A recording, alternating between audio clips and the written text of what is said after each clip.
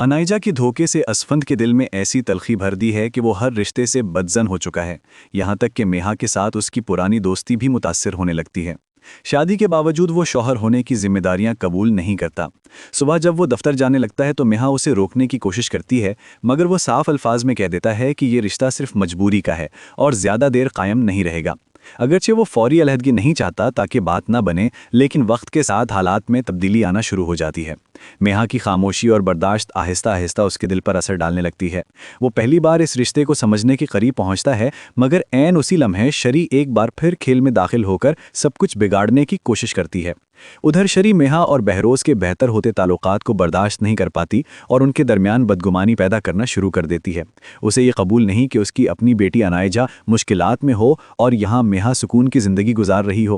دوسری طرف انائجا کی شادی شارق سے ہو چکی ہے، مگر اس کا رویہ ظاہر کرتا ہے کہ وہ اس رشتے میں سنجیدہ نہیں۔ اس کی حرکتیں گھر کے ماحول کو خراب کرتی رہتی ہیں۔ شارق کی ماں بھی پریشان رہتی ہے، مگر شارق خود بھی کوئی مضبوط قدم نہیں اٹھاتا۔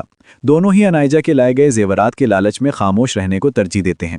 وقت گزرنے کے ساتھ انائجا اور شارق کا رشتہ مزید کمزور ہوتا جاتا ہے، خاص طور پر تب جب انائجا اپنی ماں سے مزید پیسے حاصل کرنے میں ناکام ہو جاتی ہے۔ یہی وہ لمحہ ہوتا ہے جب شارق کا اصل رویہ سامنے آنا شروع ہوتا ہے اور انائجا اس گھر میں خود کو اجنبی محسوس کرنے لگتی ہے۔ آخرکار وہ تنگ آ کر اپنی ماں سے واپس آنے کی ضد کرتی ہے اور گھر لوٹ آتی ہے، مگر اس بار اس کی واپسی کا مقصد صرف ایک ہوتا ہے: اسفند کو دوبارہ حاصل کرنا اور وہ موقع واپس لینا جو وہ پہلے کھو چکی تھی۔ اب انائجا اور شری مل کر میہا کی زندگی کو مشکل بنانے کی ٹھان لیتی ہیں۔ وہ اسفند اور میہا کے درمیان غلط فہمیاں پیدا کرنے کی ہر ممکن کوشش کریں گی، جس سے کہانی ایک نئے، خطرناک اور سنسنی خیز موڑ کی طرف بڑھنے لگتی ہے۔